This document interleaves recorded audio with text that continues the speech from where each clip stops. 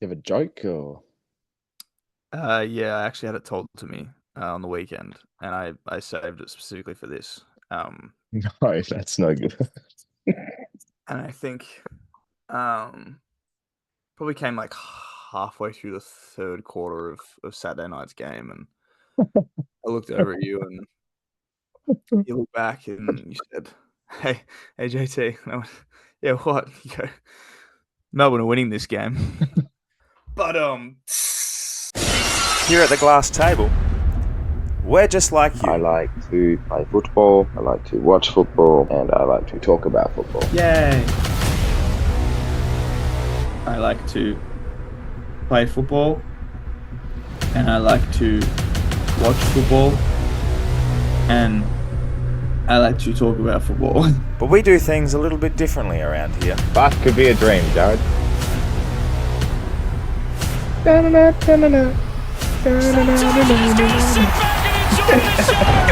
stupid sexy. Sit back and enjoy the show. The thing with that joke is I don't know what makes me look more stupid, the fact that I said that or the fact that it's currently 9 o'clock on a Monday night and we're recording with me having sunglasses on. The screen is just really bright. Just a really bright screen. There was a lot of bright lights flashing over the weekend, and this is certainly one of them.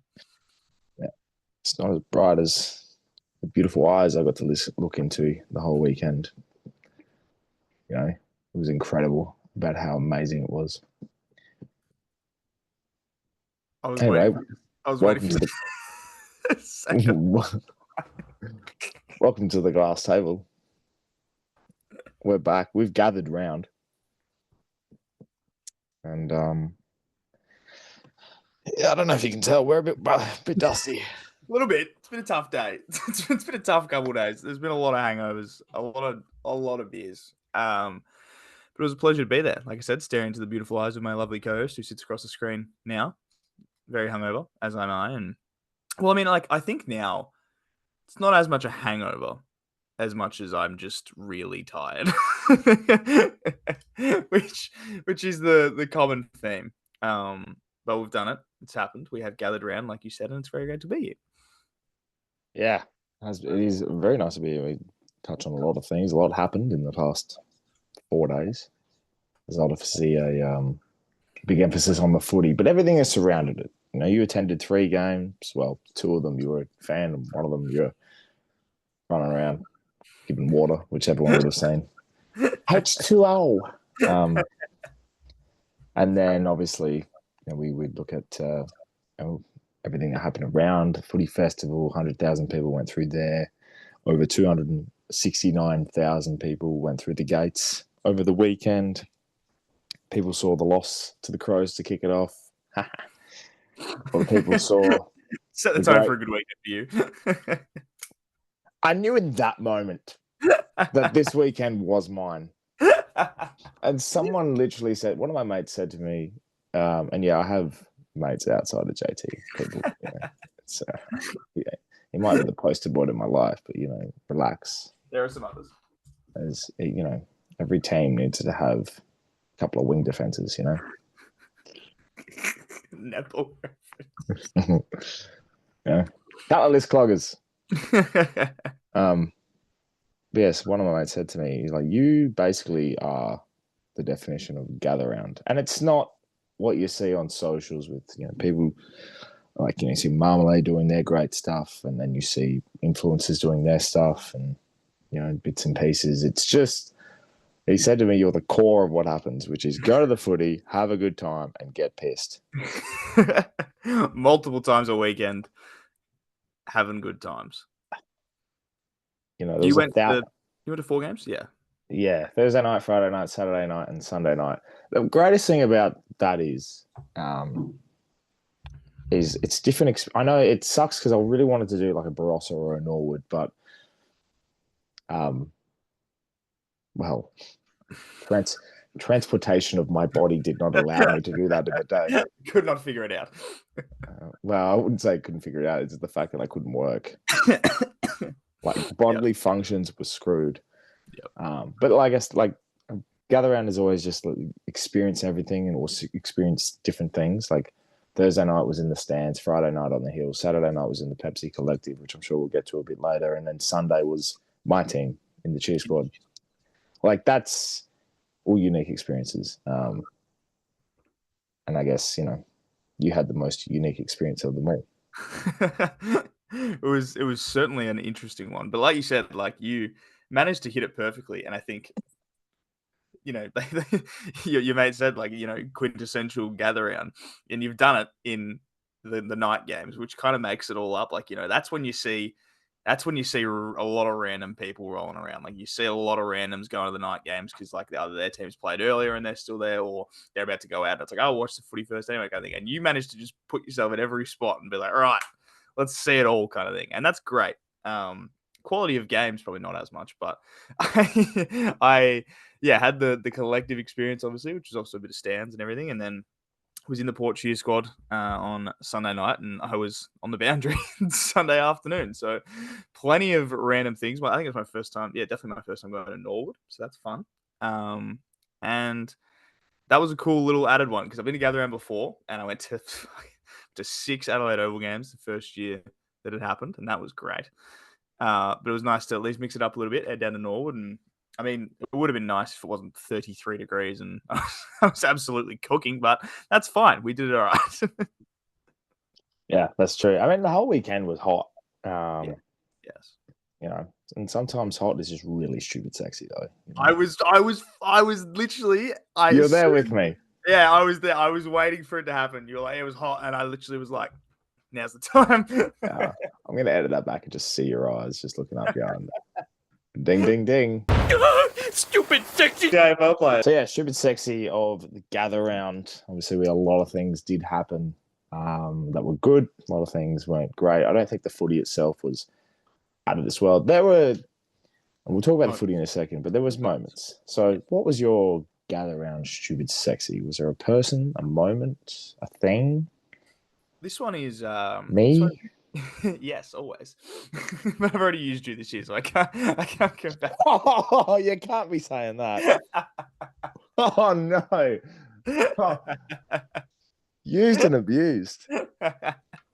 Holy. Oh no. But regardless, my self-worth has dropped. Anyway, continue. This week, it kind of goes hand in hand with a post I put up today, obviously, about the super sexy stats for this week, and it goes hand in hand with that because not necessarily a gather round specific thing that I saw, but it's something that I looked at and I went, you know what, good on them. And there's 2 players in particular that I want to point out for this, and I'm sure there are probably other examples over the weekend anyway. There's 2 in particular that I want to point out. Sam Walsh and Connor Rozee. Now, those 2, historically, right? Historically, it has been a who is better of the 2. We know that. People used to fight all the time. This time, I think they're on the same sort of wavelength. And what I mean by that is coming into this game, both players were under the pump. Both players were getting, not just from their own fans, but fans across the league, being like, you need to start doing what you have to do. Carlton, as we know, weren't doing well. And again, they beat West Coast, so we don't want to get too ahead of ourselves, but they weren't doing well. Connor Rozee, captain of the football side, wasn't playing up to his very lofty standards, admittedly. On the weekend, they were both. Connor Rozee was probably best on for Port, him or Butters, I suppose you'd say. Sam Walsh was absolutely best on for Carlton.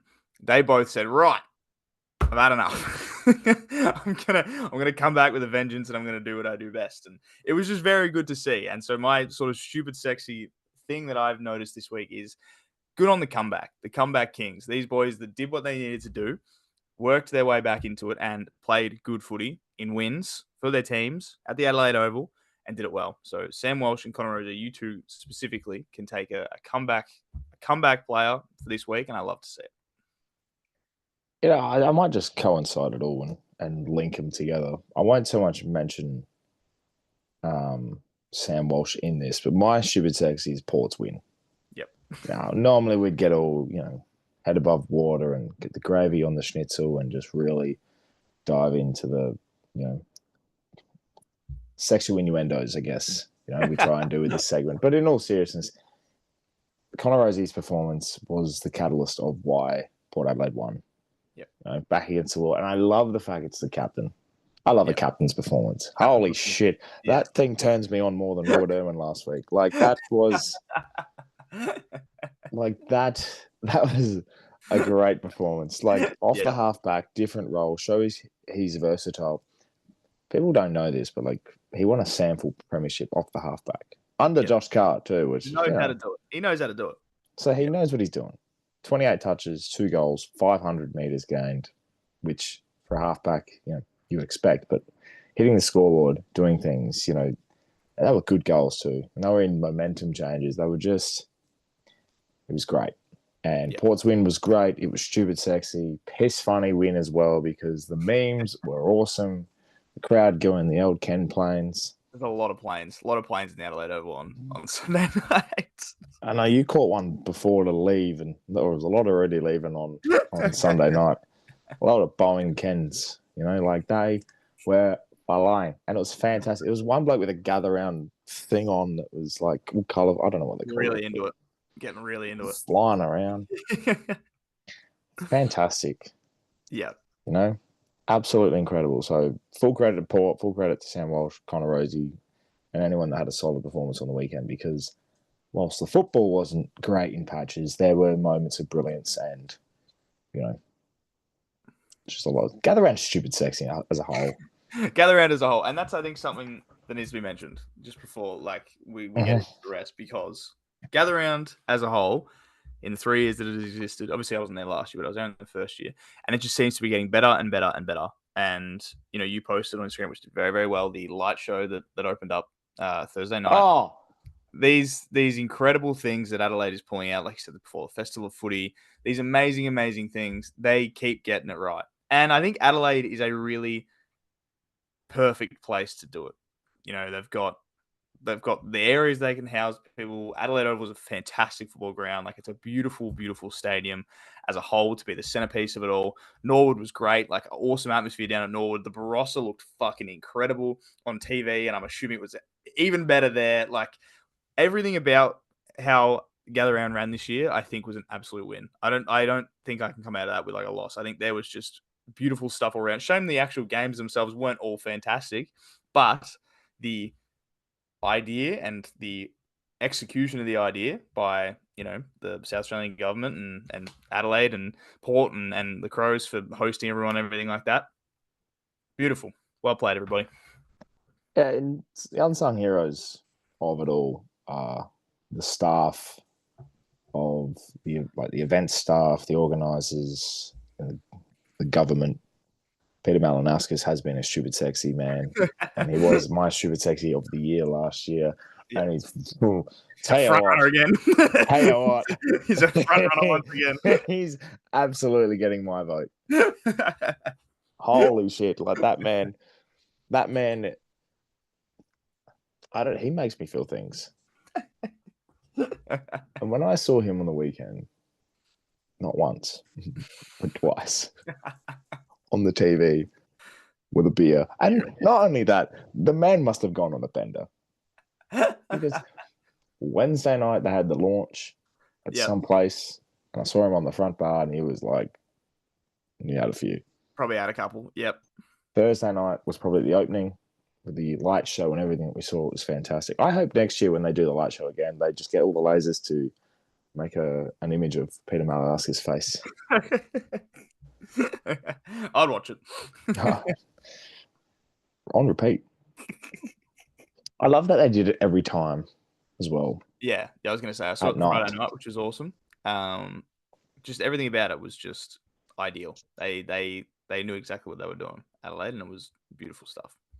Yeah, and just back on the organisers and the event staff, like back-to-back games on the Saturday to clean everything up, back-to-back games Thursday night, Friday night, and then Sunday. They had big events organised. They would have had late nights, double shifts. So just a full credit to everyone for Gather Round because it's definitely funded you. It's done enough. It's certainly done enough.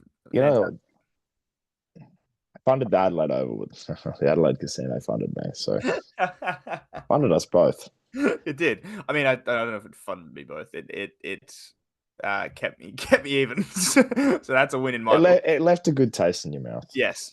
I left without losing the money that I'd put in, so that was nice. I don't know why I put on my sunglasses. I guess it just, showcases how big of the weekend it was. And it was big. Anyway,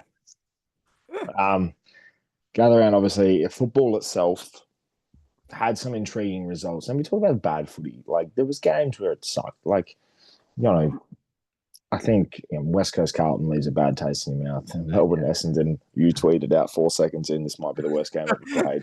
And it was a good prediction early. It was a good early prediction because it didn't end up very good. Still think if there was another quarter to go, Melbourne are winning that game. The first half of Richmond Freo was good, and the second half was bland. Same sort of thing with the Saints and the Giants, and obviously Port and the Hawks had first half blowout. Collingwood Sydney just looked like it was going to get going, but then it just didn't. I think the game of the weekend probably still goes to Thursday night. The Crows Cats, that game was 30 points one way, 3 goals the other way, 5 points in it, and 119 to 100 is a beautiful scoreline. Unbelievable scoreline. Also, the margin flatters Geelong. This game. So does the scoreline. On the screen, this game was like a 1 point Cats victory. But you look at the scoreline, they got a couple late ones because Adelaide were just throwing everything at them, kind of thing, blah blah blah. So that one is I think is the game of the round, like pretty clearly, and it was just entertaining, like you said. 30 points one way, 3 goals the next. Like it was just like back and forth. Darcy Fogarty looked like he was going to tear open everybody. Like he was just taking the piss. And then Bailey Smith decided he was going to do it all, and Jeremy Cameron came to life late. Like all the big boys, and then you look at Patrick Dangerfield, who proves that he can still do it. Like far out, I tell you what, his last couple of weeks have been really good. He better not host an event ever again, but he plays football. Yes, and that's the thing. And the good thing about champion players like Patrick Dangerfield is he was pretty much unsighted for 3 quarters, didn't do much, and then when they needed him to, he did it all. And it's like that's the proof that you're a very good footballer, is that you don't have to play fantastic all the time. He's 35. You don't have to play fantastic all the time. But when they need you to, you do it. And he did. And fair play to the Cats for a very, very good win. One of the hardest wins in footy, Adelaide. Not only that, they opened gather round, which means they'll come up against a side that just lost to Gold Coast and got robbed, basically. So they were coming out for vengeance. And just sitting there in the atmosphere that was incredible. And it was even better that they lost, the Crows. So, but fair play, a little bit humbling. 15-10. We were talking about that on the weekend, actually. 15-10, 100 from the Crows is a very, very, very flattering. What is, give it to me quickly, which you normally do.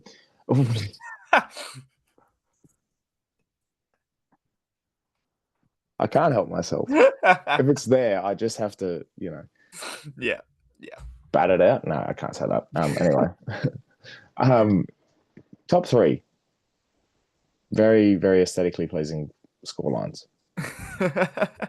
Like specific score. I mean, like we were saying, we were speaking about on the weekend. 15-10, 100 is probably the most. That's probably the absolute most appealing of any of them. I also really like, and this is a general basis of, and it doesn't really happen very often, but when a team just has 1 goal kicked from points, so they can be like, 11 goals, 6. I'm like, yeah. Like, because it's like flat scoring, and like you look at the score and it looks like they've just kicked goals. And you're like, that's really, really nice too. I also then love it when a team, I don't love it because it's not good footy, but I love it when a team doubles their score in points.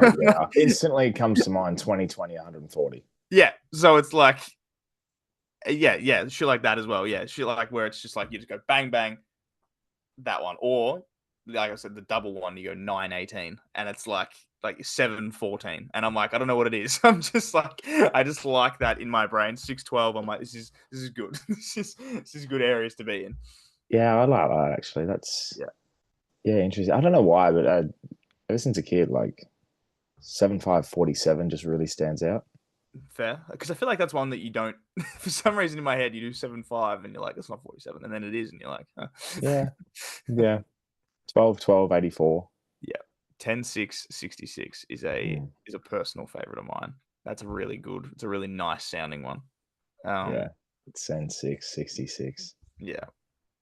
Yeah, Just good footy. Like it's just nice.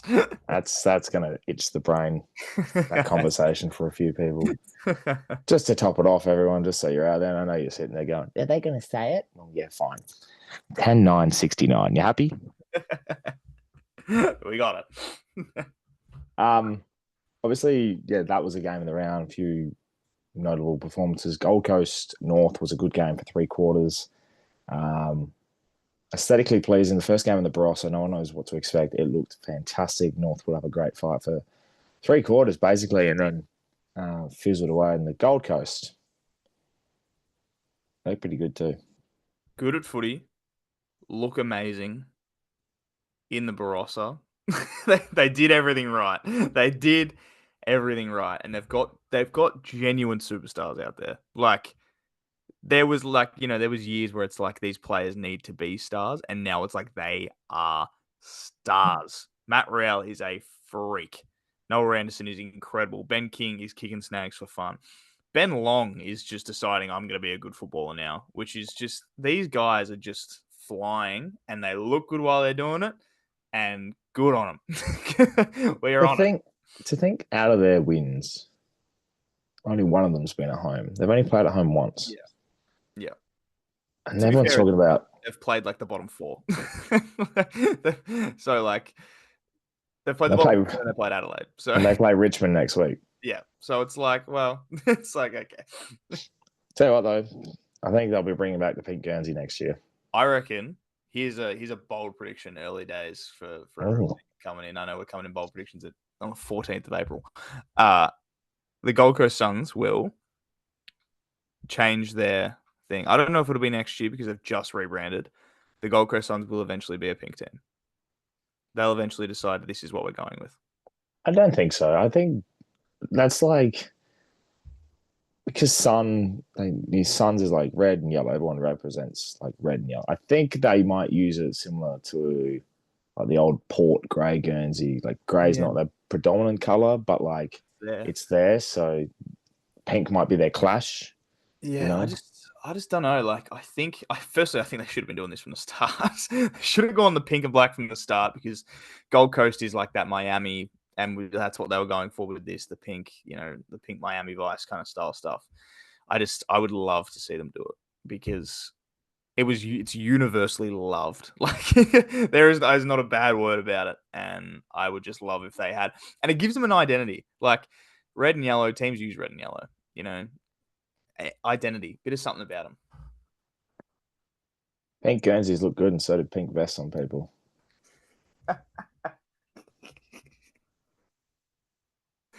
Segue. That's what I wrote down. Just about something. Some people in pink, like, yeah, and they're like important people too. Like Gold Coast players are wearing it, so the players are important to the game and the club because they got to go out there and play. And you've got pink people in vests who bring you water and are trainers. They're also very important people. Yeah, look. Wouldn't say it was massively important of me, but I was there. I had my pink/purple vest on with the number 4 on the back. And I was, running water in the forward pocket at Norwood. One of the most bizarre experiences of my life. It's definitely in like the top 5 weirdest things I've ever done. And was just very funny. Obviously, unfortunately, the result wasn't great. But the experience was good. And for most of the game, it was like, I was like, yeah, this is going okay. And even like, I think I said this to you, we were down 9 goals or whatever it was. And even then I was like, it doesn't feel like it. Like it didn't feel like a 9-goal deficit. I don't know what it was. I was like, we were never really out of it kind of thing. And then like, it was funny. Like I thought being on the ground, I was like, I'm going to notice players differently. Like I'm going to be like, this player's playing really well, like in like the clinches, like, and I would have noticed that up the top. However, you could have been sitting anywhere at Norwood on Sunday. You could have been sitting at home. You could have been sitting on the fucking moon. And you would have seen Nazaya Wanganeen-Miller taking the literal piss for 4 quarters of footy. And that was unbelievable. Because I was sitting at the other end. His first goal that he kicked from still like 60, it looked like 90 from where I was. Because just on the ground, I was like, oh my God. Caught me so off guard. It was a stormer. And yeah, he was unbelievable. Unfortunately, obviously, the rest of the Saints weren't as good. There is no negative energy for me out of this loss. Tried really hard. Skills weren't great. Like that was what let him down. It was just the skills, but the effort was there the entire day. It was unbelievably hot, and that's obviously tough to deal with at the best of times. But the effort was there, and that's kind of I think all the Saints fans wanting. And like looking afterwards at the general consensus, and people are like, "Yeah, this is fine." Like it's a loss that it is what it is. The Giants are obviously very very good. And have much like the Suns, just stars everywhere, like just all over the park. They have absolute superstars. So there wasn't a lot of ill will coming out of that one. It was just very, very hot. And about halfway through the third quarter, I was like, all right, I think I'm, I think I want to do this anymore. I did not expect that to just segue into a Saints review, but we got that. Funny enough, as well, like the Giants and the Suns. Just to go back onto the Guernsey thing, and I obviously thought the Giants were, far too good, and Lockie Ash somehow is a stat paddling genius. I don't know how that works, but the Giants and the Suns were the only 2 clubs with Guernseys to win. Yeah, that's true. Swans lost, the Crows lost, Saints. West Coast lost. St Kilda lost, Melbourne lost, and the Hawks lost. I was going to say Hawthorn as well. Wow. Which is a great segue into why the Hawks lost, because we talk about games over the weekend. Now, I've got a few things here that I want to mention about important wins, and I'll start with Port because I know everyone will be sitting there going, is he going to talk about them? Or... There's already a review, and JT, where that is, there it is. Yeah, it's still the other way, but so I swear I pointed that way the last time, and you told me it was wrong that time. Well, considering if you watch it back and you listen, but I watch it back, and then I do it the right way. I think I'm on that side, unless now my screen might be mirrored, and now I've lost it. But anyway, that's fine. Can I just say, right, this is a perfect thing. Can't believe I just thought of that on the spot. But if you do this, right, your Hawthorn fans out there, your exits are here and here because your planes are going to be flying out.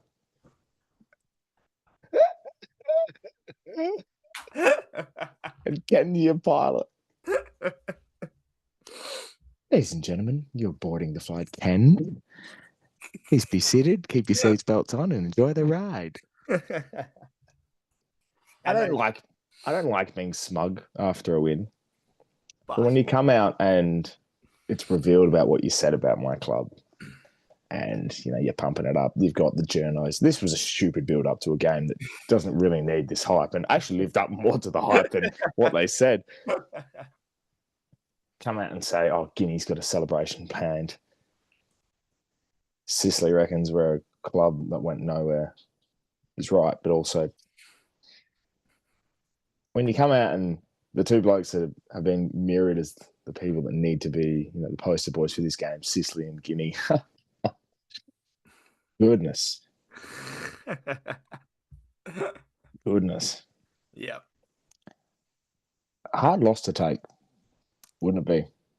That first half alone, man, to be a fly on the wall when they walked into the rooms at halftime, because I like to imagine Sam Mitchell's a pretty cool, collected kind of guy.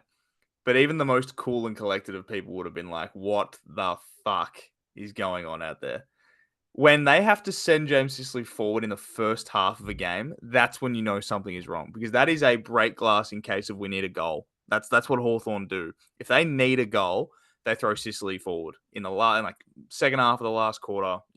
last quarter just flat. They need goals. They'll put Sicily there because he's strong, he's big, he can take him up. When you put him there halfway through the second quarter, that's when there might be something wrong. And this is like, to borrow from Dan Gorringe, it is absolute fraud watch for Hawthorn because that was tough. Obviously, after the second half, they got their shit together and it was a good game of footy. But even still, just bizarre. It was bizarre. That's what it is. It was just weird to what Port were just flying around the park. And like, I got there with like 5 minutes to go in the first quarter. And so that 5 minutes and then the entirety of the second quarter, I was sitting there like, how did this team like play like this in the weeks prior? Like, it was insane to watch. I think the thing with Port, if I get technical for a second, is throughout the first month, we were one handball too many. Yeah. And I look at this game and just to the eye, without even looking at the stats, it's just we were one handball less than what we even should have, which means we were a kick force game plan, right? Whether it's going around the wings, through the corridor, it was phenomenal viewing. That may be the best first half of football anyone's ever played this year, and it's against a Hawks outfit that were, touted to be, teams have these performances. I look at Sydney last year, and against Port. It's obviously always against Port, eh? It's like, it's just, like I sit here and go, yeah, we're fantastic again, but we're 2 and 3, and we're just played against. What just thump premiership contenders? That's what they do. So if that's telling us anything, Richmond Hawthorn grand final, I will be there.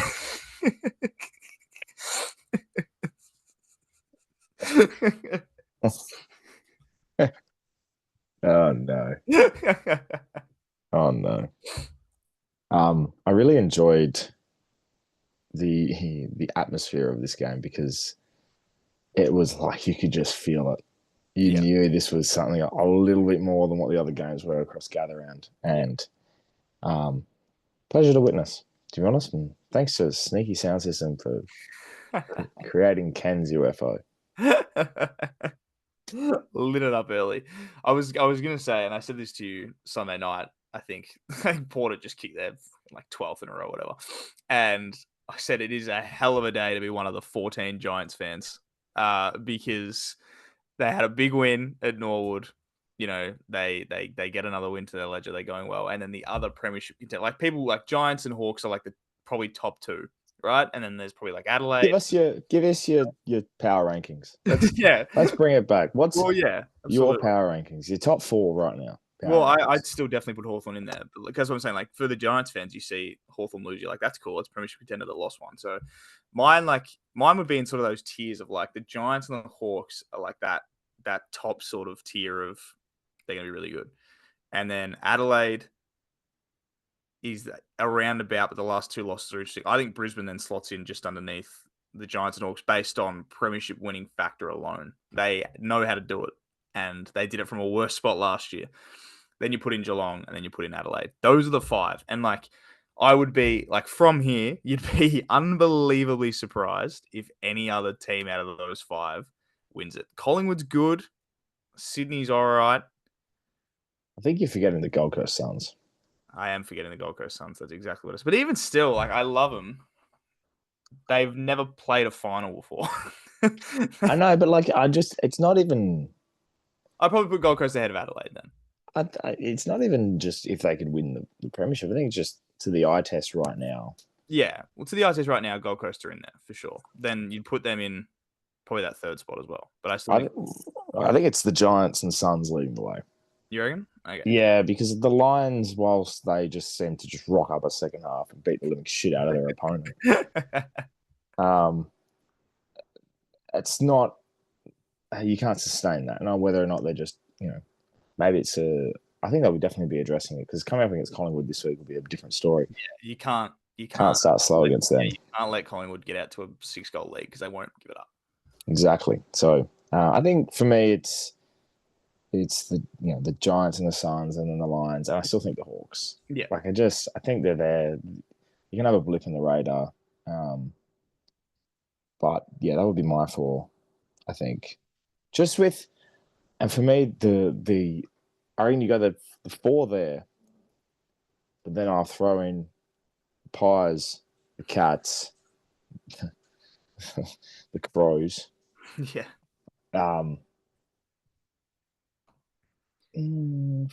Rio, maybe. I know that's the top 8 right now, but I think the Dogs are better than what they've been Yeah. in for terms sure. of results wise. I think the Swans have been better than what they've been. They've had a tough fixture this one to start their year. Like they've had a rough go of it early. And yeah, as I said, like Freo as well, they're probably jostling. But yeah, I think that's why you look at it now and you go Giants, Suns, Lions, Hawks, and then there's the gap. Yeah. The slightest of gaps. Yeah. Right now, barring like obviously Gold Coast are very, very good. Usually, like in a year, there is like one team that's like way, way, way, way better than they ever have any right to be. And right now, there doesn't really feel like there is one. Everyone, other than Gold Coast being a little bit higher than they might have been predicted to be, that like 8, 9, 10 that you mentioned there, they're all about the ones that we expected to be in and amongst the group kind of thing. Like Giants were meant to be good.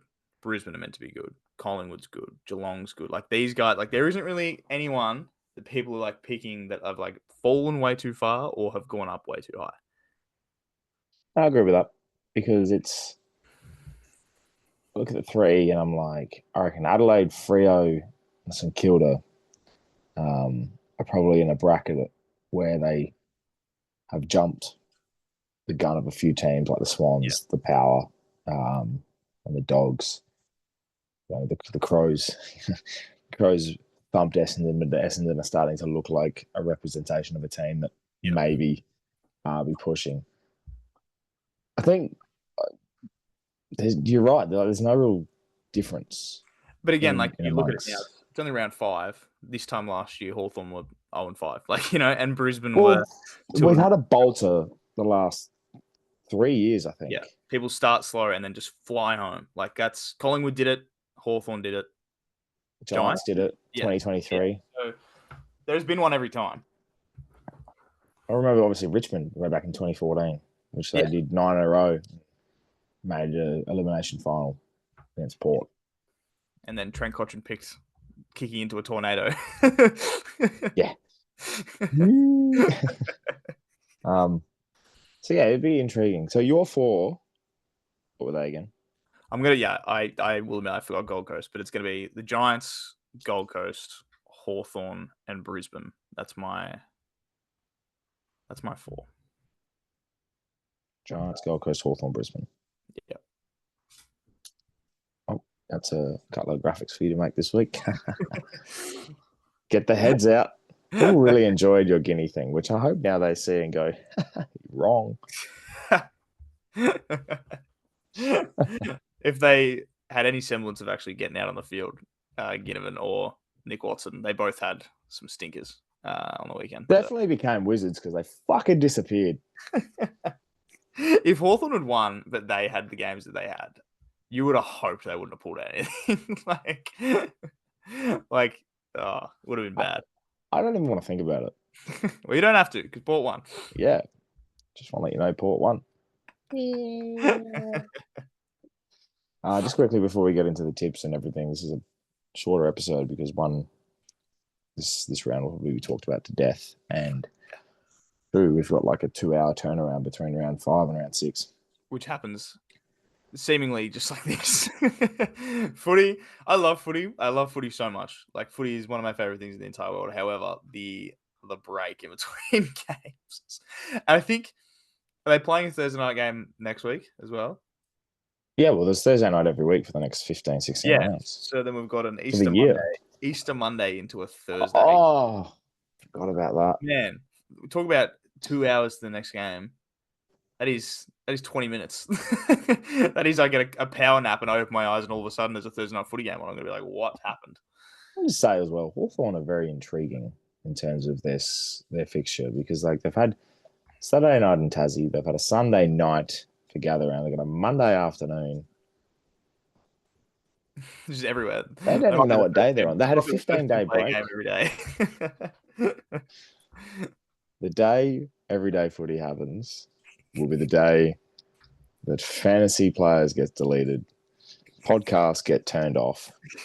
2020 was a time, and I remember when it got announced, and it was like Festival of Footy, like it was like 20 something straight days of footy or whatever it was, or whatever the timing of it was. Yeah, something like that. And I remember before it happened being like, this is great. I was like, I'm so excited. And then I got like 3 days in and went, fuck this. It's like, I can't do it anymore. I can't watch fucking Gold Coast Freo on a Wednesday night. I simply cannot do it. It's not happening. And it's just in an empty ground. Empty fucking Metricon. And I'm like, oh, I can't. I can't. I remember there was one game in that Festival of Footy where Joe Danaher returned after his injury and he kicked like had a match-winning performance or something like that. And it was like a Wednesday afternoon. Just like a Wednesday afternoon. At the Adelaide Oval. There was one, I don't remember who you played. Might have been Collingwood. Don't think it was Collingwood. It was just like it was something weird. And all I remember about the game was it was an empty Metricon and Boyd Woodcock kicked the goal. Oh, we played. It was nothing special.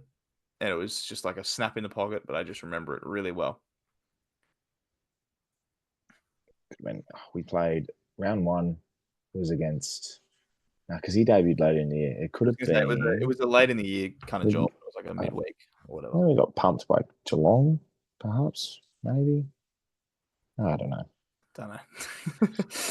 Obscure That's an obscure memory. Obscure memory. That's what I'm saying. I get like these little ones of just like, I remember little tiny things about those times. There is a day Cam Zurhaar played one of the great games he ever has. And he was like unbelievable. And I don't even think they won. I think North lost, but Zurhaar had an unbelievable game, maybe. Bizarre time. And that was what made me realize that as much as I absolutely adore football and everything that surrounds it, I can't watch it every day. I need a break. That's why Gather Round is so good, because that's the only festival of footy we need. Yeah, you do your 4 days of watching a shitload of footy, and then you just go, all right, back to normal. I am switching off 2 days after this. But yes, no, there was obviously a lot of great wins over the weekend, which we sort of move into round 6 with. And before we get into the tips, a couple of mentions. We already talk about Port's win and the Cats win. I thought the Dons win was pretty impressive. I feel like that game was a lot more unpredictable, and that's why I still thought the D's would win. And like I said before, if there was another quarter, they were coming. They were coming. I thought the Dons were really good and showcased a fair bit. Menzie kicking 4 goals, borderlines on that obscure bag. Yeah, that's very close. Yeah, very, very, very close. We obviously talked about the Blues winning as well. So yeah, the Blues win's one where I'm like, obviously, people are going to look at that and be like, everyone settle down. It's just West Coast kind of thing. And like, I understand that, but it is amazing what just having just a win can do for a team's confidence. Like, no matter who the opponent is against, Carlton came away with a win this weekend, and they're going to be like, all right, monkeys off the back. The whole oh and whatever jokes, they're not happening anymore. We can do something now. And even though it was against West Coast, that's fine. That's fine. They did what they needed to do, and they thumped them, which they had to do. I think I said that last week. I was like, they should, if they're a serious football team, they should thump West Coast, and they did. So that's very good. But I tell you what, we went at West Coast last week, and I've never felt more vindicated in my life after this week. Oh, I know exactly what you're going to bring up. Because West Coast was so bad. Like, West Coast was so bad. And there's a moment that I saw, and Paddy Cripps takes a mark at the top of the goal square. Game is still sort of in the balance, not in the balance, but game's still fresh. Takes a mark at the top of the goal square, and just no one stands the mark. And Paddy Cripps just like walks his way to the goal square and just kicks it. I was like, what am I watching right now? Like, what am I actually physically watching? And clearly they listened. They dropped Tim Kelly this week, and he was one of the guys last week that I said, that's fucking shit house. And yeah, they're not good. They might be. I've seen it repeated a couple of times over the last couple of weeks. They may be the first team And I know every team eventually gets a win. There's always one. There's always one. Richmond got theirs last year. They got a couple for the year, and West Coast got theirs a couple of years ago. Even that Collingwood win at Marvel, which is just the most obscure win. Insane wins of all time. Fantastic. Yeah. Thoroughly enjoyed that. Purely from the upset factor, not because it was Collingwood. But yeah, just I make it very hard for themselves. You know, it's just you know what? I'm getting up their fixture. For some reason, I think I'm on like West Coast Twitter. I think there's an account on Twitter, Outbreezy, I think the it is, and he's a West Coast fan, but he also just posts clips of like other games, like umpire decisions and stuff. And I think I've clicked on his posts enough times now that I'm just on West Coast Twitter. Yeah, and I have seen some aggressive tweets over the last few days, and I like obviously I don't condone abusing players and stuff like that, but these aren't abusing players. These are people being like it's hard to support this football team because they continue to put out games like that, and they never looked close. Like I know the game was close for at least a little bit, and then Carlton kind of ran away in the second half. But they were never going to win that game, West Coast. Not once did I think they're winning this game. I think they kicked the first. I was like, it's not happening. I did. I remember Sam Walsh, another thing, and he was like, "Shit." He's like, "Fuck." Can't believe it. Looking at their fixture. They've got obviously Essendon this week. They play Hawthorn at Marvel on a 4:10 on a Sunday. Round 8. There's a chance. Now, I was a heavy advocate for this team to win over the weekend, and quite frankly, there's receipts as well to suggest that I may have pushed the narrative. I've got them. Jared's got them in his camera roll. Optus Stadium on a Saturday night. West Coast versus Melbourne. Round 8, a few weeks away. But. I just want to... It makes me laugh because I'm like, if this happened, it would be the funniest shit ever. We've seen it before. Oh, it's so funny. I remember the night where Essendon just beat West Coast, and it was a Saturday night at Optus. Weird things happen on a Saturday night at Optus Stadium. Let me tell you, that for free. I know it's a few weeks away, and we'll get into the round 6 tips now, but like, I just want to will it on. One win. Just give me the one. One. It would be. That has to be their chance. Like that is it. If they're gonna win a game, it's then. And I feel like every time we say that, or every time we get towards that, they then go out and put out like a shit performance. And I'm just like, please do it. Just please. I know, but like that may generally get Simon Goodwin sacked too. That is absolutely. I bet the coaches are like looking at him right now and they go, okay, I'll give you to round 8, and if he'll lose, it's over. It's over. Out of curiosity, who do they have in round 9? They have Richmond. Oh, I have Richmond. Oh, gee. Not winnable games, back-to-back games. They're probably going to be in for a little bit. West Coast may generally win a game. This is giving me incredible flashbacks to our famous West Coast versus the Bye clip from 2 years ago, where we said that they might be the first team to forfeit a game, and that at the time was an injury thing. Now I think it's a we don't want to play anymore thing. we just don't want to play. I'm sick and tired of losing by 90 points every week. I don't want to play anymore. Do you know who's really happy as well? That who does enjoy playing for West Coast is Ryan Marich. Oh yeah, because. And he would have particularly loved it on the weekend because I think Carlton kicked like 20 points. Yeah. The only disposals he gets is out of the square for a kicking. Speaking of West Coast Twitter, one of the tweets I saw was, hey, I think we hyped up Ryan Marich. I actually finally watched a full game and I didn't see him touch it outside of the points. And he's a super coach, just whiz, but man, that would suck. I think it's a lot of the footy though. Oh, man. It's fantastic. Peak Jake Lloyd when he used to do it. Like Jake Lloyd would have 20 in a game because he would take one step. Heath Shaw was actually the original innovator of the kick in. box. Kick to yourself. Box. Yeah, kick to yourself or one step out of the box and you're fine. He was the original innovator, so I'll give him the credit. But Jake Lloyd mastered it, and now Ryan Marriage is on that path. He is like, I'm close. He did it last week, and I think he did it on the weekend. Just takes one step out of the box. He knows. And it's like he's even hitting like a 20-meter kick to the pocket, but he takes one step because he knows he gets an extra disposal. I know your game, Ryan Marriage. I love stat paddlers. It's so good. What were his actual thing? Yeah, 21, 20 kicks.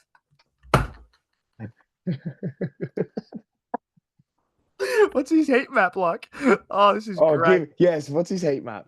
Oh, this could be fantastic. I'm so excited. Oh, it doesn't show it.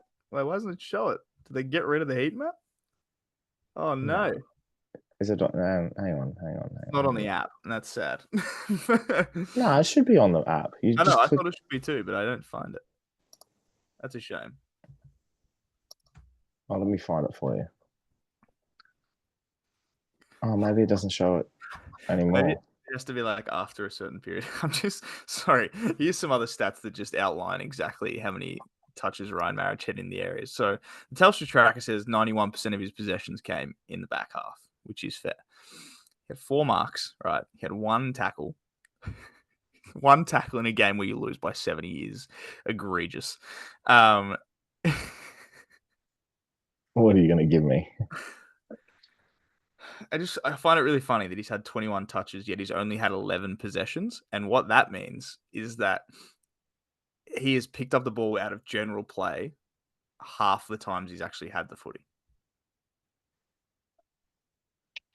So that's a really good one. Probably my favorite of the bunch is he only had 9 pressure acts, which I think is insane because you're a defender, Ryan Marriage. He had 9 pressure acts.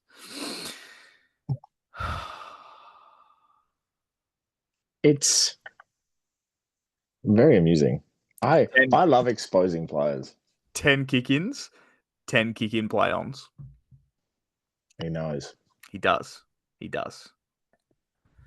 He knows. He would have been disappointed with a 78 then on the weekend.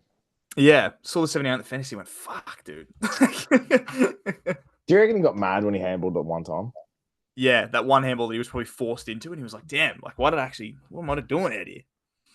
Just want to let you know, Ryan Marriage, and I think when we're not exposing you, we're actually quite happy with the work because this is you're doing insane for us.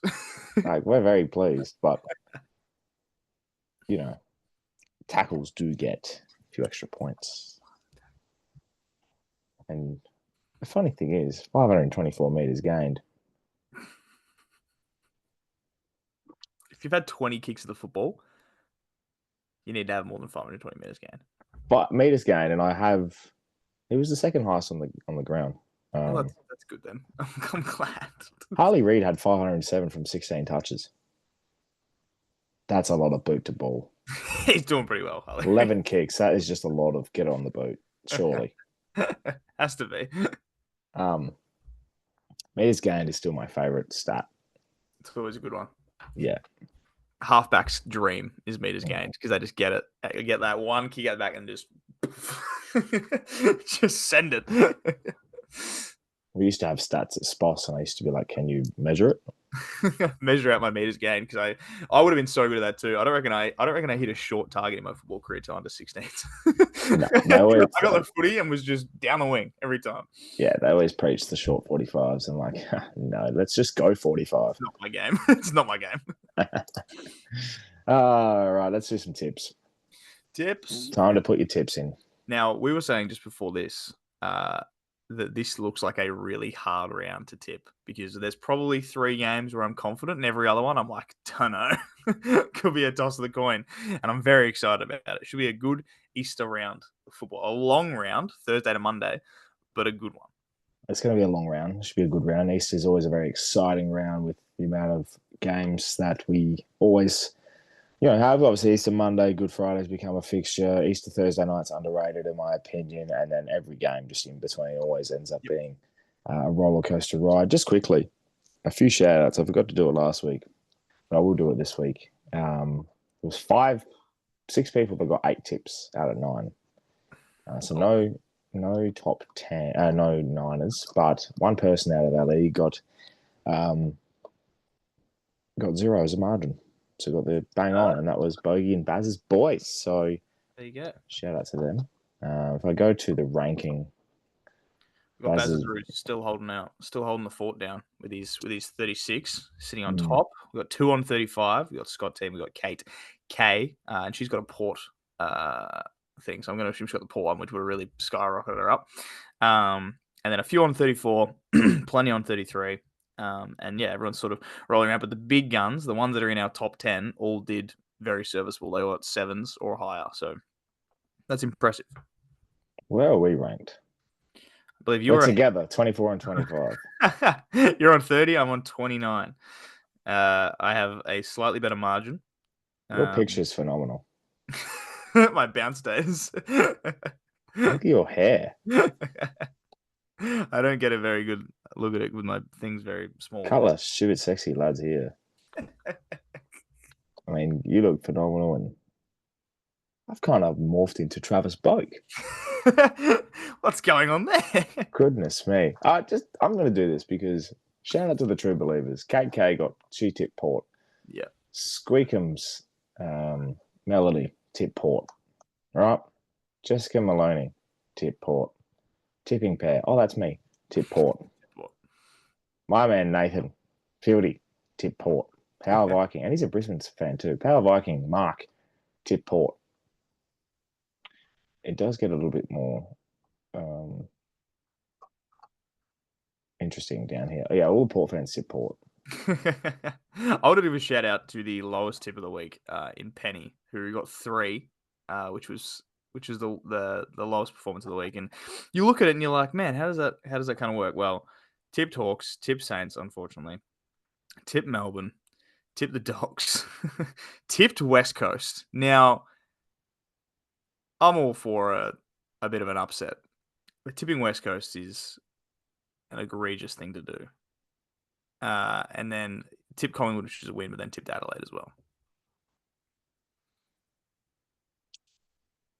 Tough week. I mean, sometimes you just can't pick them all.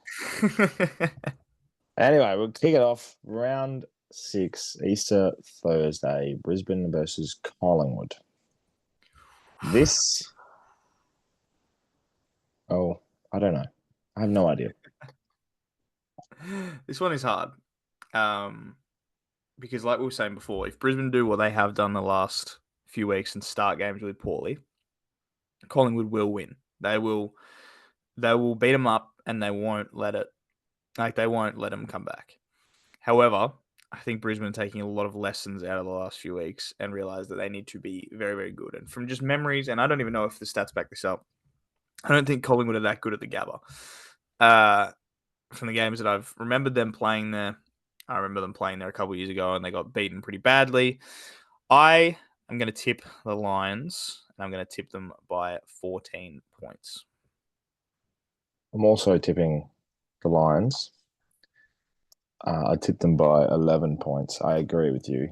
But I do want to see Collingwood what happened last year. Yes, so Collingwood won last year. Yeah, that checks out. I knew it. I knew they did. That checks out.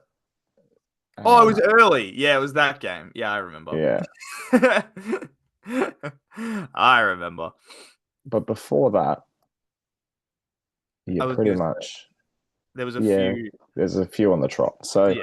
you're not wrong. I'm not too. I'm not. If we did this podcast, if we did this one last year, we would have been right. Yeah, no, you bang on. So Lions by 14, fair enough. I said it. I was like, I bet you they've beaten them there. Like, very. I knew it was recently, but you're right. It feels like they haven't won on there. But Yeah. Interesting. Very funny. Good Friday appeal Saturday. Hang on, it's a Friday. Yeah. Good Friday appeal, North Carlton. Now, up until about halfway through the third. Oh no. You get going. I was just gonna say, up until the halfway through the third quarter, I was going to be like, right, next week, tipping North. Corresponding games, they ended up losing by 50, and then Carlton found the edge.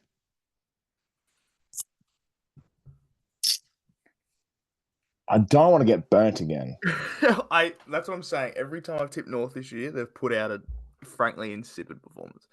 I said this last week about Port and Hawks. I said if they're ever going to win it, I said like if they're ever going to win a game like this, Port, it's going to be after they've lost to Essendon and they lost to us, and then it was the Ken revenge game. And I say similar about North. If they're ever going to win one of these fucking Good Friday games, this is the one. However, I simply can't bring myself to tip them again. They have burnt me too many times, and I have been too hurt by the North Melbourne Football Club this year. I'm going to tip Carlton because I think the West Coast played them into form, and I just don't see North winning, even though this is probably their best chance of doing it. I'm exactly the same. Yeah. Yeah, I can't possibly bring myself to tip North, and it's just like I want to. I really, really want to, but I just can't. Yep. So I won't. I'm tipping the Blues. This is going to be the worst game of football for the round, and it's at Optus Stadium. And the funniest part about it, JT, is it's at fucking 6 o'clock on a Friday. This looks so bad. I'm tipping West Coast. You're actually tipping West. No, I'm not. I just needed to bring some sort of level of enjoyment for this game. There is nothing that's going to come out of this game any good. I'm tipping Essendon because I just think West Coast is terrible. But yeah, this is a really bad game. Good thing there's a game on during the day that might be more something. Because if this was just the one, if I had, let me tell you right, if I had to sit through an entire Friday, I had to sit through the morning and all the way through. And I'm like, the footy's on tonight. It's okay. The footy's on tonight. It's going to be fine. And I flicked on the TV and I saw West Coast Essendon was the only game on TV that day. I would stop watching football forever. Thank you, North and Carlton, for saving me on this Good Friday. See, but now both these games could end up just being 60-point winners to Carlton and Essendon. But at least there's two, At least it's not just one. I'm tipping Essendon. West Coast not winning.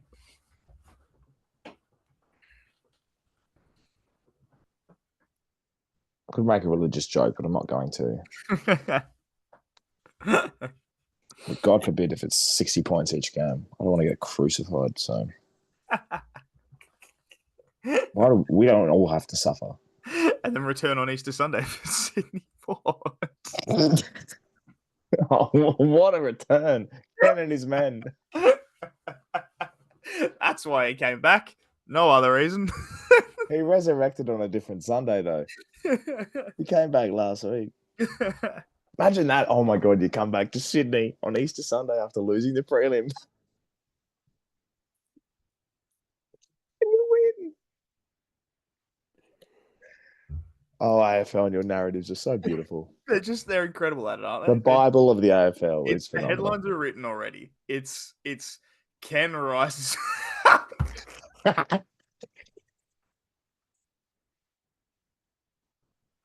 Nah. We haven't up to that game yet. Certain ones are stuff it. We can do it in a second. But certain things, I know some people might run with Ken rises again, which is just a whole nother thing. But also, I very just enjoy the fact that Ken gets the chockies. You just combine the two. Ken rises again and gets the chockies. Bang! Yeah. Easter Sunday. Headlines are written. You're welcome, Herald Sun. Anyway. Ken buries the Swan's chocolates. Oh, man. There's some more here. I reckon I can do it. I'll come back to it in a second. Unfortunately, we've been disgraced with a 12:50 time slot on a Saturday with Melbourne Freo at the MCG. There generally might be 4 people at this game. Oh, my God.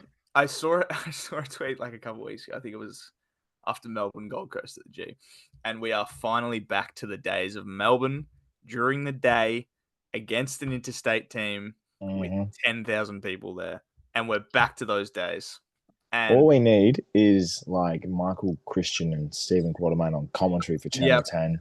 All I need. I need is like Jackson Trengo to run. All I need is Jack Watts to be running out there, and like Tom Scully and these guys. Cameron Bruce. Yeah, like just Nathan Jones. Like, like just these guys that just Lyndon Dunn. Yes, absolutely. Absolutely. Melbourne is so bad. And like this one is really hard. This one's hard to pick a lock for this round. Because like all of them I'm like I would pick Essendon for a lock, but it's in Perth. I would pick Freo for a lock. It's at the G. Maybe something weird's gonna happen. I would pick Gold Coast, but there's a lot happening, right? I'm not gonna pick this for my lock, but Freo could win this by 120 points. Josh Tracy has his way. He might kick 9. Yeah. And like you said, it's not like it's home ground advantage because there's not going to be any people there. So like it's fine. And Optus is like the same size as the G anyway. So yeah, Freo's winning this one. I agree, but also just one of my great mates. I don't know if you know him, the Bureau of Meteorology. Very reliable source. It is pissing down with rain on Saturday. Oh no. Melbourne might not kick a goal. Let me just very quickly do some research into lowest Melbourne attendances of all time. All right. Well, while you do that, I'm tipping Freo, and they are winning this very comfortably. I almost put them as my lock, but then I'm like, you know what? There is something strange about Easter weekend. Yep, that's fair. While you're doing that, at the MCG, 3,614. That was in 1931. Let's get like a more recent one. This is just. These are all really old. They might be broken. These are all really, really old. They're all like in the 3,000s. I think it's gonna be something close to that. But anyway, that's fine. There's some research. Since 1990. Since the AFL became the AFL. MCG crowds, yep.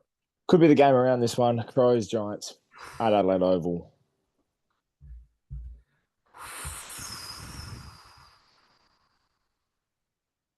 For some reason, I'm still scared of them. Yeah. I'm tipping the Crows. At home, this is the interesting thing. The Giants have star power galore up forward. Cadman has found a bit of form. Hogan's obviously Hogan. Toby Green's kicking goals for fun.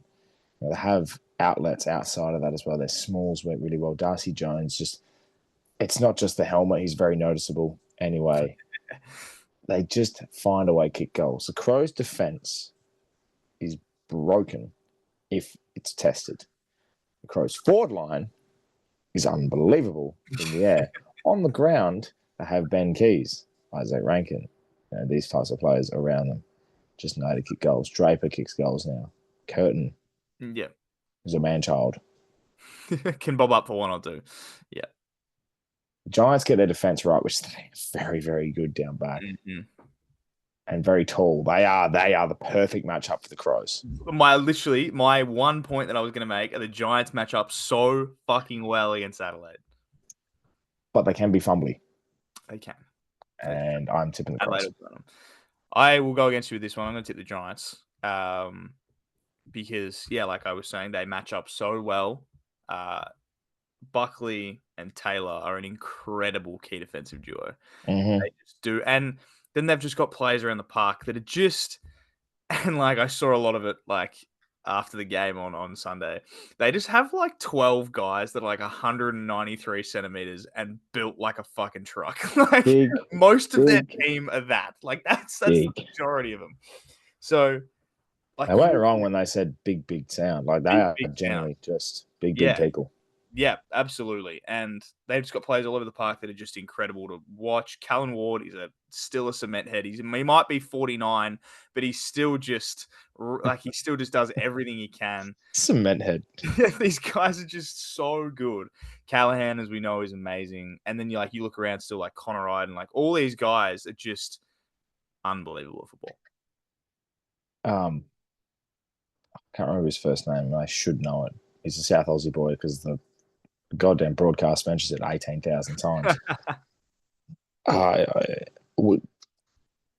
don't even know what his name was. It's obviously Ware, but I can't remember his first name. Jacob Ware. Yeah, there's another Ware in the system, I think, as well. Yep. Where the fuck I'll find it, I don't know. But anyway.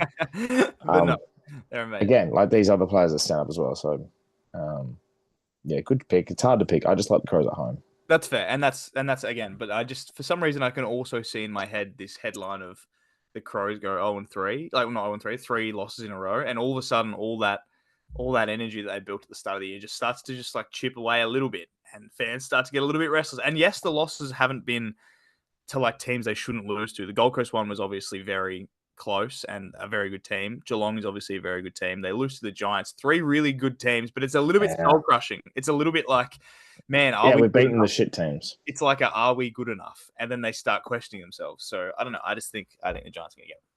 I love how we found a way to yap, and it's supposed to be a shorter one. But just quickly on the Crows, their next 3, if they lose this one as well, Freo away, Carlton at home, and then an away showdown.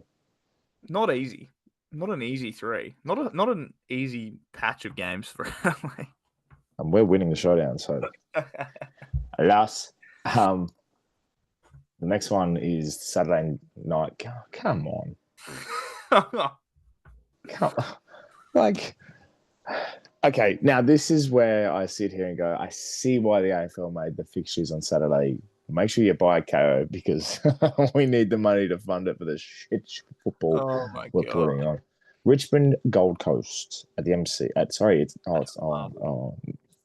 Just tip the Suns, Jared. Yeah, and that's where my lock comes into play here because it's not even a home game for Richmond. Like if it was at the G, I'd be like, maybe they pull something out. But it's at Marvel, and they fucking hate playing at Marvel. They can't do it. And Gold Coast kind of can sometimes. So Gold Coast by a lot. This could be disastrous. Yeah. Gold Coast by very many. Oh, there's going to be so many goals kicked on Saturday.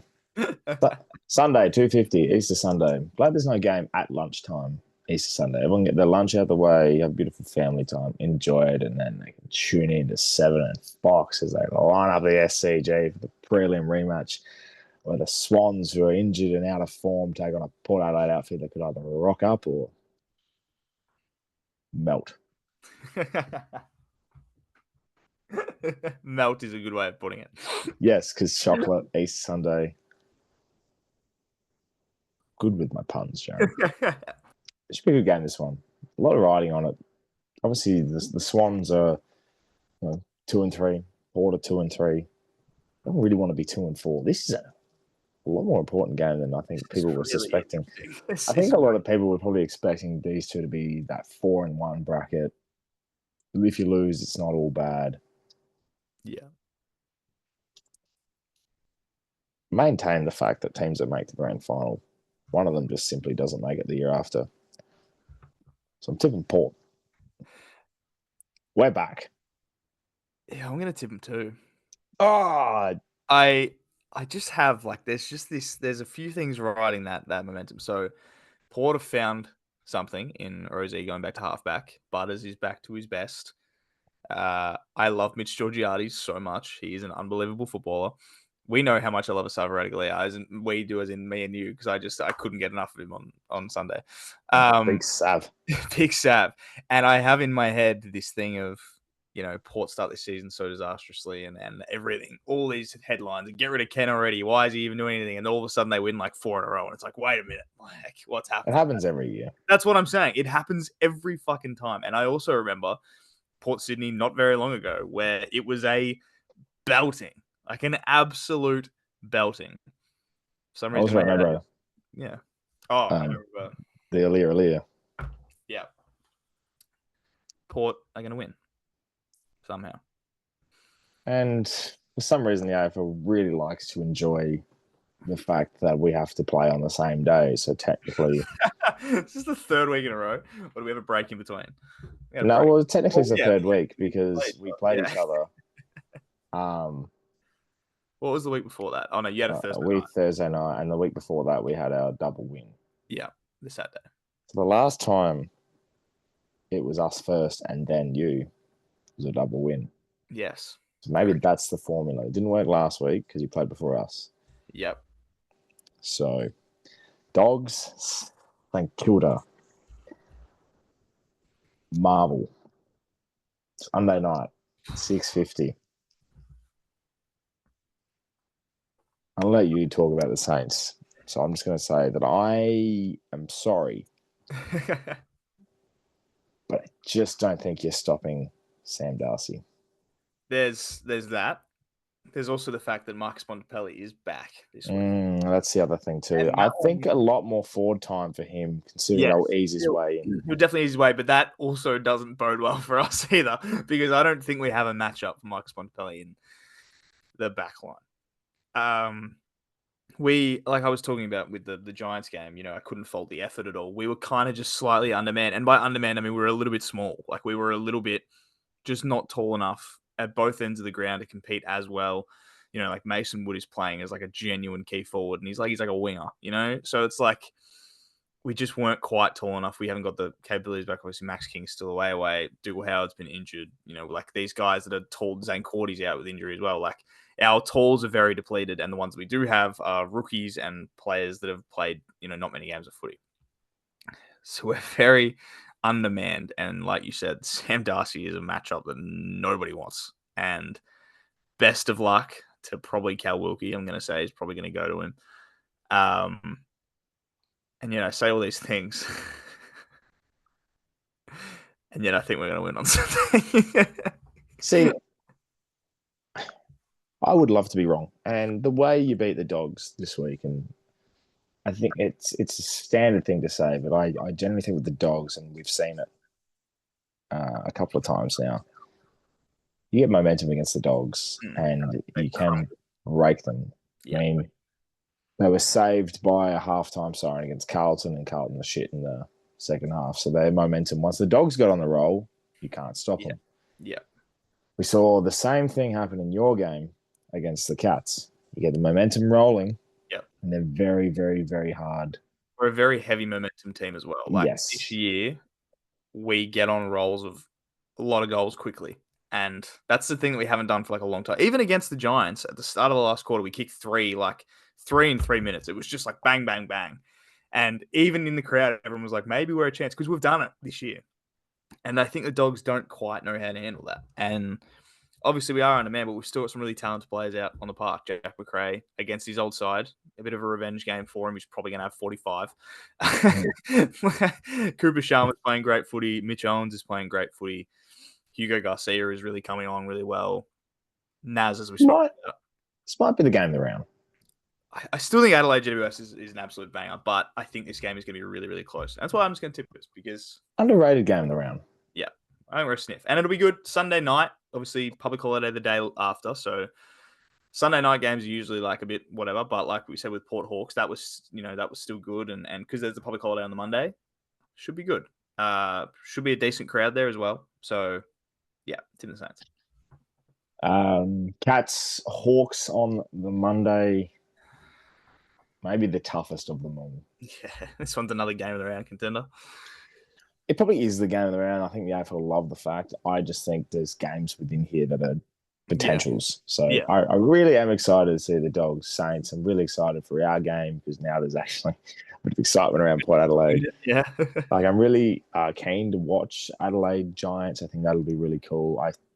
I love the Good Friday game. I think that's fantastic. The Lions Pies game is always something you look forward to, because Easter round's always just a fun, enjoyable round. And there's a couple of shit ones in here, but you just will sit there and you watch them, because, I mean, it might hit 8 o'clock on a Friday night, but I can't wait to see Ryan Marich step out of the square to get me another +3. Like it's that shit. So Yeah. very quickly, I think this game will be previewed and isolated in its own for the whole week. I'm going to tip the Hawks. Bounce back. I don't think they'll like the way they've been treated in this week, particularly, and the fact that they have to wait 8 days to play again. They'll want to really. I mean, even the Cats as well. Like they're waiting 10 days. It's a longer break. This one is going to be good. It's going to be a massive crowd. This is going to be a huge, huge crowd. And Geelong Hawthorn I think it's because, you think of late 2000s and early 2010s nostalgia of how good these two teams were. Even when like one team's bad, the other team's good, whatever, every time this game rolls around, I'm like, you just never know. Yeah.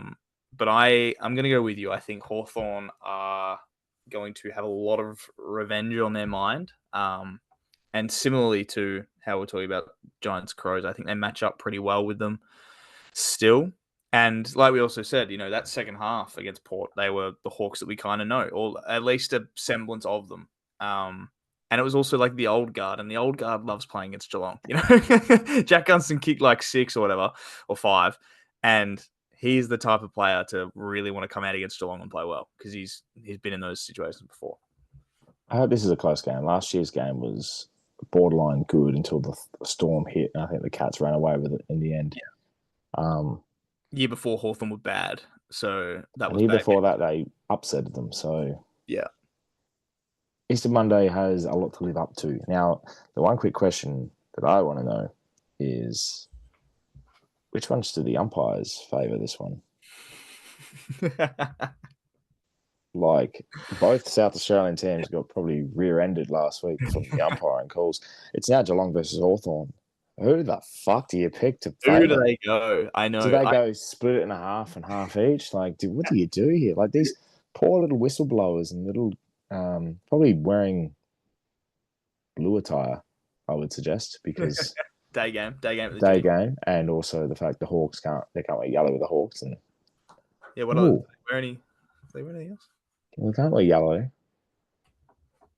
But if they wear blue, it's like Geelong. Do they wear any other ones? Don't know. Bring back the red. I was literally about to say, I remember when they used to wear red. Let's do that again. The old what? Yeah. No, can't with the Cats. Red's the way to go. The umpires should have a stealth Guernsey. They go black. Do a gather around Guernsey.